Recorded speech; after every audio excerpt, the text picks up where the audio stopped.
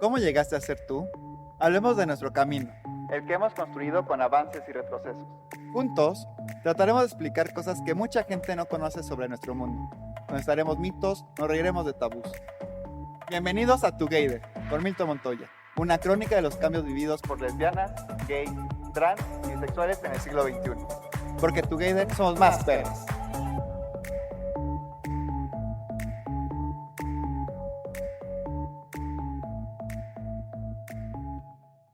Bienvenidas, bienvenidos, bienvenides a este nuevo episodio de Together.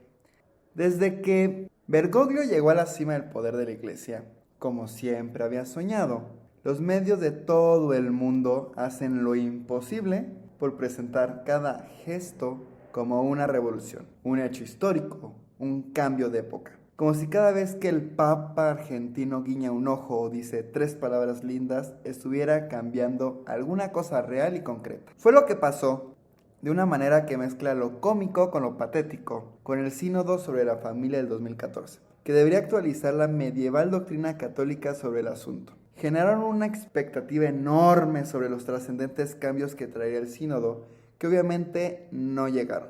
Hasta el último día, los diarios se esforzaban por ver lo que no había y anticipar lo que jamás iba a ocurrir, dándolo por hecho. Ahora, seamos sinceros, por favor. ¿Ustedes realmente creyeron que la reunión de tías solteronas del Vaticano iba a terminar con Papa Francisco cantando I Will Survive? Me mata tanta ingenuidad. Durante la semana anterior a la divulgación del documento final del sínodo, nos bombardearon con informes que contaban orgullosos por ese argentino que llegó al trono de la última monarquía absolutista de Europa, que ahora la Iglesia Católica, Apostólica y Romana iba a reconciliarse con los maricones, que habría una apertura y una acogida.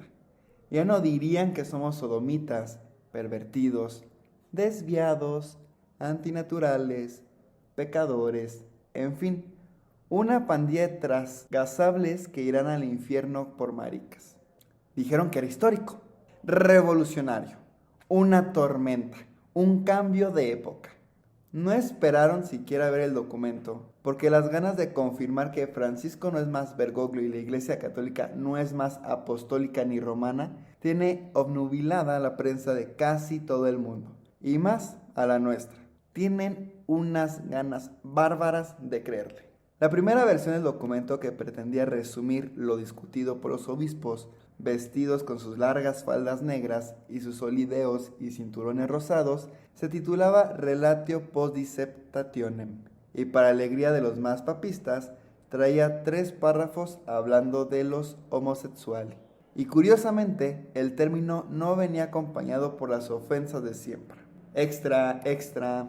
Los admiradores de Francisco estaban eufóricos, contándonos lo innovador y súper recontramoderno que era ese texto, que no nos insultaban más.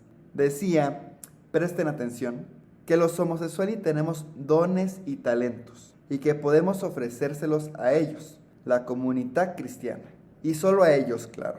Y se preguntaba si serían capaces de acogernos y evaluar nuestra orientación sexual, senza comprometer la doctrina católica, su familia e matrimonio, por supuesto. No vaya a ser que de tanto evaluarnos y acogernos, alguien pensara que la doctrina católica sobre la familia y el matrimonio se movió medio milímetro del lugar donde Dios la puso a través de sus representantes, que eran otras tías solteronas que se reunieron en el siglo XVI con las mismas faldas negras, pero sin nada rosado, salvo las de mayor jerarquía. Divas ellas. El texto también recordaba, por si quedaban dudas, que las uniones sobre personas del mismo sexo no pueden equiparse con el matrimonio entre el hombre y la mujer. Y reclamaba al mundo que tampoco es aceptable que se quiera ejercer presión sobre la actitud de los pastores, o que los organismos internacionales condicionen la ayuda financiera a la introducción de una legislación inspirada en la ideología de género. Benedicto manda saludos. En el tercer párrafo, los obispos recordaban que la iglesia tiene problemas morales con las parejas del mismo sexo, pero reconoce que en algunos casos el apoyo mutuo para el sacrificio puede ser valioso. What the fuck. y hacer una referencia a los niños con 2 papás o 2 mamás, sin usar esas palabras ni aclarar qué querían decir. Y eso es todo. Tenemos algunos dones y talentos, pueden acogernos, deben evaluarnos. Nuestras parejas siguen siendo un problema moral. La doctrina no se toca. Requete que contramoderno. Pero apenas eso. Para buena parte de los medios de comunicación de todo el mundo era histórico, revolucionario, una tormenta, un cambio de época. ¡Guau!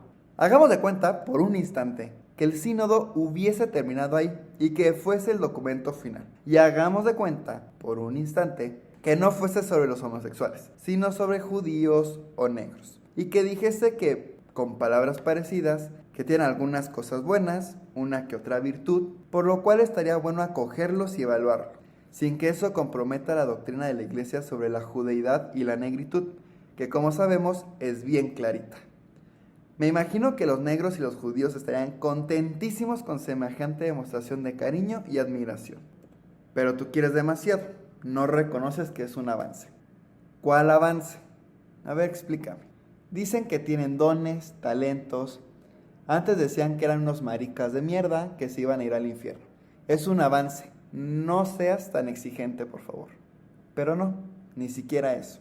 Después de una semana de discusiones, intrigas, trascendidos, aclaraciones, desmentidos, enojos y una incomprensible expectativa de casi todos los diarios del mundo, la reunión de tías solteronas decidió que no tenemos dones ni virtudes. Para que quede claro, estuvieron una semana discutiendo porque no se ponían de acuerdo, votaron y decidieron por mayoría que no tenemos ningún don y ninguna virtud. Ni eso fueron capaces de decir, aunque no fuese tan sincero para disimular. El documento final, titulado en latín Relatio Synodi, ya no traía el subtítulo que hablaba de acoger a los homosexuales. Ahora decía que había que dar atención pastoral a sus familias. Ya no decía, repito, que los gays tengamos dones ni virtudes ni nada bueno. Decía, en cambio, que algunas familias viven la experiencia de tener dentro una persona con orientamiento homosexual, y a esas familias la Iglesia Católica debe darles atención pastoral para que entiendan que no hay fundamento alguno para asimilar o establecer la más remota analogía entre las uniones del mismo sexo y el plan de Dios para el matrimonio y la familia. Textual, ni la más remota.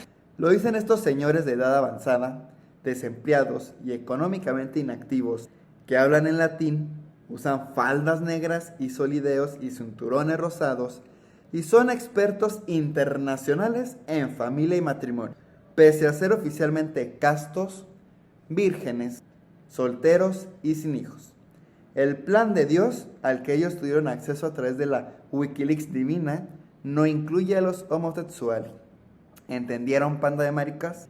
Sin embargo, continúa el documento, los hombres y mujeres con orientamiento homosexual deben ser acogidos con respeto y sensibilidad, sin discriminación injusta. El respeto se nota mucho y se agradece inmensamente. Lo más hipócrita es que la parte que habla de no discriminarnos injustamente es una cita, entre comillas, de un viejo documento escrito por Ratzinger en 2003, antes de ser papa, titulado Considerazione ni circa i progetti di riconoscimento legale delle unioni tra persone omosessuali. El objetivo del documento era justamente exigir a los gobiernos del mundo que discriminaran injustamente a las parejas homosexuales, negándoles el derecho al matrimonio civil. El documento de Ratzinger afirmaba, entre otras cosas, que los actos homosexuales contrastan con la ley natural y cierran el acto sexual al don de la vida, por lo que no son resultado de una verdadera complementariedad afectiva y sexual y en ningún caso pueden recibir aprobación. Y las muestras de respeto, sensibilidad y no discriminación continúan.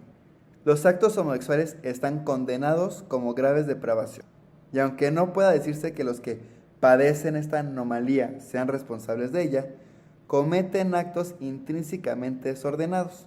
Para ser precisos, la parte citada por los obispos, que dice que los homosexuales deben ser acogidos con respeto, compasión y delicadeza y no sufrir discriminación injusta, ordena que vivamos castos y dice que la inclinación homosexual es objetivamente desordenada y las prácticas homosexuales son pecados gravemente contrarios a la castidad. Todo muy bonito. ¿Y qué hizo al final Papa Francisco con toda esa discusión de los señores obispos sobre la familia? El sínodo terminó, los titulares exageradamente esperanzados de los diarios pasaron al olvido junto con los trascendidos y los desmentidos, y Bergoglio puso punto final a la discusión publicando en abril del 2016 un larguísimo texto con nombre de examen clínico, Exhortación Apostólica Post-Sinodal. La exhortación sintetizaba las conclusiones de la discusión de acuerdo con la santa lectura del Papa y ratificaba la doctrina de la Iglesia Católica sobre el amor y la familia, la de siempre, la que todos conocemos. Bajo el título Amoris Laetitia, el documento comenzaba afirmando que el sínodo permitió poner sobre la mesa la situación de las familias en el mundo actual, ampliar nuestra mirada y reavivar la conciencia sobre la importancia del matrimonio y la familia. Pero enseguida avisaba que los debates que se dan en los medios de comunicación o en publicaciones, y aún entre ministros de la Iglesia, van desde un deseo desenfrenado de cambiar todo sin suficiente reflexión o fundamentación, a la actitud de pretender resolver todo aplicando normativas generales o derivando conclusiones excesivas de algunas reflexiones teológicas. O sea, calma muchachos, no me quieran tanto, sigo siendo yo. En el primer capítulo, Bergoglio recurre, ninguna sorpresa, a las citas bíblicas que más excitan a los ultraconservadores como: ¿no habéis leído que el Creador en el principio los creó hombre y mujer? Y se unirá su mujer y serán los dos una sola carne. No cita aquella parte en el segundo libro de Samuel cuando David le dice a Jonatán: tu amor era para mí maravilloso, pero no cita aquella parte en el segundo libro de Samuel cuando David le dice a Jonatán: tu amor era para mí más maravilloso que el amor de las mujeres. O aquella otra en el primero, cuando se besan y Jonatán le dice a David: vete en paz, ya que los dos nos hemos hecho un juramento en nombre del Señor, diciendo que el Señor está entre tú y yo, entre mi descendencia y la tuya para siempre. Mejor no hablar de ciertas cosas, ni explicar demasiado. Lo que sigue es un montón de párrafos sobre el hombre y la mujer, el hombre y la mujer, el hombre y la mujer, repetido hasta el cansancio, para que quede clarito. No pueden equipararse, banda de maricas, no jodan más. La mención a los matrimonios entre personas del mismo sexo viene en el tercer párrafo de un capítulo titulado Desafíos, justo después de otro en el que Francisco habla sobre la drogadicción, alcoholismo, el juego y la violencia familiar. Los mismos mensajes implícitos del libro Educación para el Amor, sobre el que hablamos antes, editado por la Iglesia Argentina cuando Bergoglio era su jefe. En los párrafos siguientes habla de la poligamia, otra vez de la violencia intrafamiliar y también de la mutilación genital.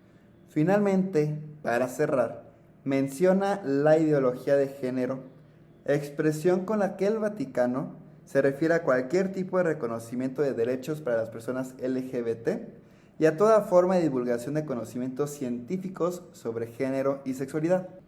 De todo el debate de los obispos sobre los homosexuali, que tantas expectativas generó en los medios de comunicación, ansiosos por amar a Francisco como Winston Smith en 1984, lo único que quedó, varias páginas después, fue un párrafo diciendo que se debe evitar todo signo de discriminación injusta y después, justito después, otro explicando que seguir haciendo lobby contra los derechos civiles de las parejas formadas por gays o lesbianas no es discriminar injustamente, sin que le cayera la cara de vergüenza.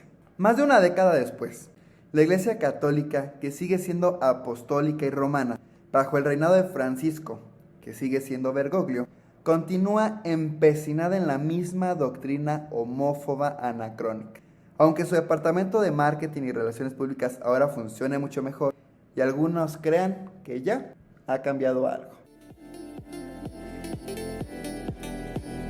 Gracias por escuchar Together, podcast hermano de Ponte Perra. No olvides suscribirte a Together y Ponte Perra en cualquiera de tus plataformas de podcast favorita. Síguenos en nuestras redes sociales, Facebook, Instagram y Twitter como Ponte Perra MX. Porque Together somos más perras.